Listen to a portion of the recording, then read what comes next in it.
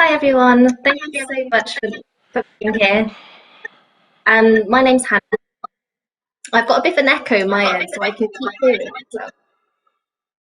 Sorry, bear with me.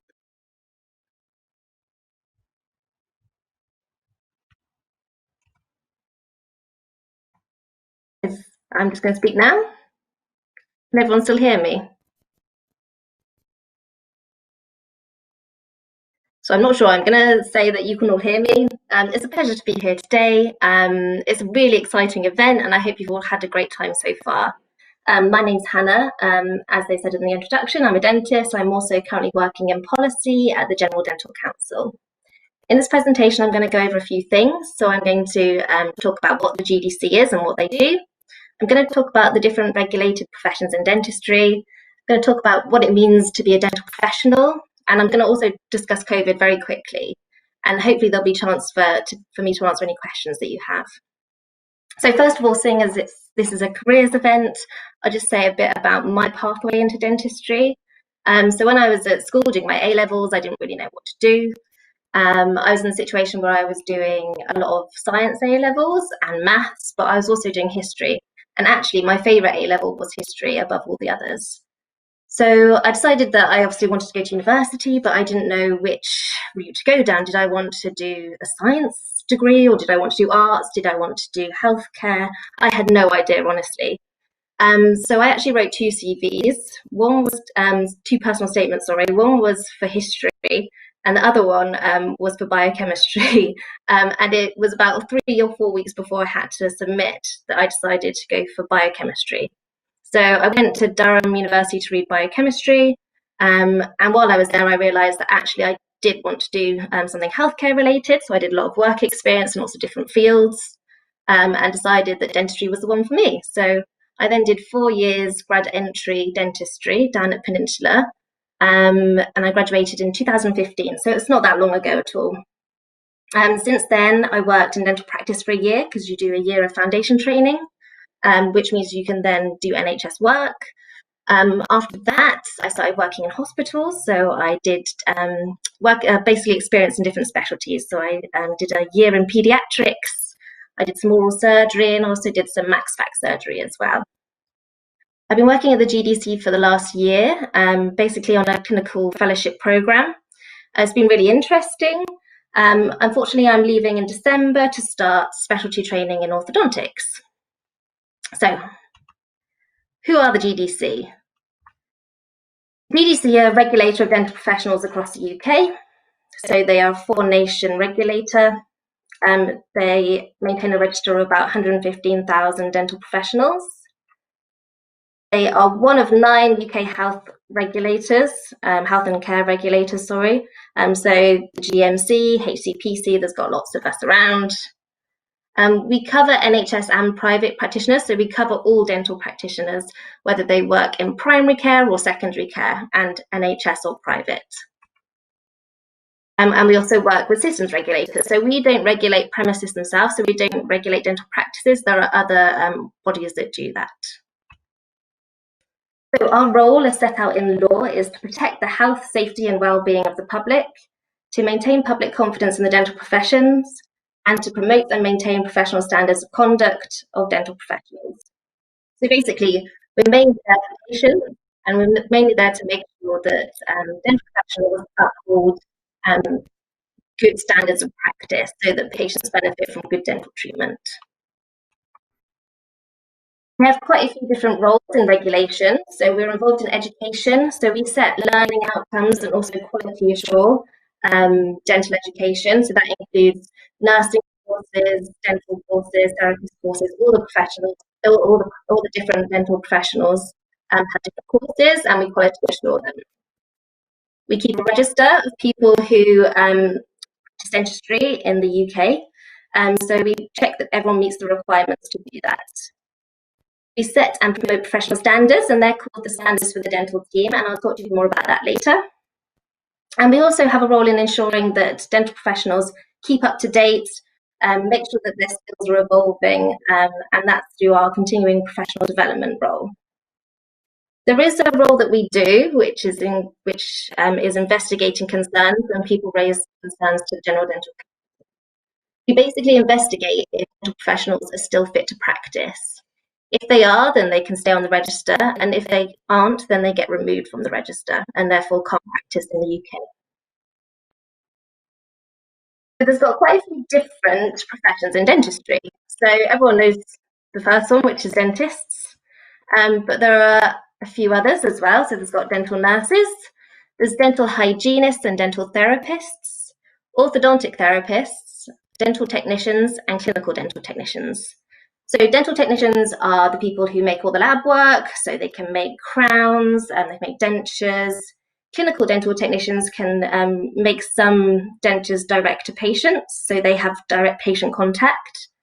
Orthodontic therapists are involved in orthodontic care, so braces, so they can amend, change braces, wires on the prescription of a dentist. Dental therapists can do a wide range of treatments, including extracting baby teeth and also doing fillings. Dental hygienists do a lot of gum therapy, so they do lots of things with the gums, and I'm sure a lot of you have been to a dental hygienist before. And obviously dental nurses are an essential part of dentistry. They assist the dentist, they do all the infection control procedures as well.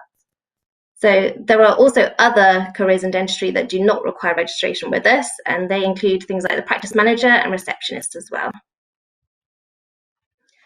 So who we regulate? We regulate over 42,000 dentists and over 65,000 dental care professionals. These figures are a bit old. I think it's a bit more than this now. Interestingly, there are now more female dentists on the register than there are male dentists, and this is quite a recent thing. And actually, there's more female undergrads doing dentistry than there are males. In terms of dental care professionals, a lot more females than males. In terms of numbers, dental nurses is the biggest group, followed by dentists, and the smallest groups are the clinical dental technicians. So I want you to think about what being a professional means to you, and specifically if you want to be a dental professional. So there are a few things that you have to do. So as soon as you get your degree, you're not at the end of your career, you're kind of at the very start of it. So you need to maintain your registration. You do this by paying your annual registration fee. You also have to keep up to date. So you have to do a minimum number of hours a year of continuing professional development. So that includes going on courses, doing online courses, doing peer learning, but it all has to be verifiable. So you have to get certificates and reflect on it as well. You have to be indemnified, and indemnified means you have to be insured. So there are very specific medical and dental insurers, and you have to be insured in order to practice. You have to exhibit professional behaviours. And this is really important that it's not just when you're at work that you need to do this. You have to do this even when you're not at work. So what you do in your private life sometimes has repercussions on your public life as well. And most importantly, you have to put patients' interests first. And that's one of our key things that we say to all the registrants that we have, is that patients' interests always should come first. So I'm just going to talk a bit more about what professionalism is. Now, there's no actual agreed definition of what professionalism is, especially in dentistry, because obviously it can mean different things in different professions. So these are three things that I want you just to think about, and this is the things that I think are important. So it's how you demonstrate appropriate attitudes and behaviours with patients and with those around you.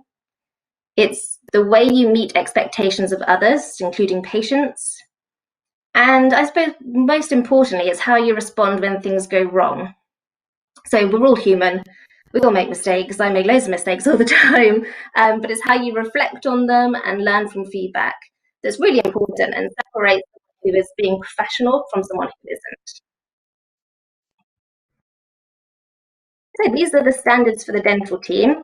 They are in a booklet, they're on our website, they also get given to everyone who joins the register.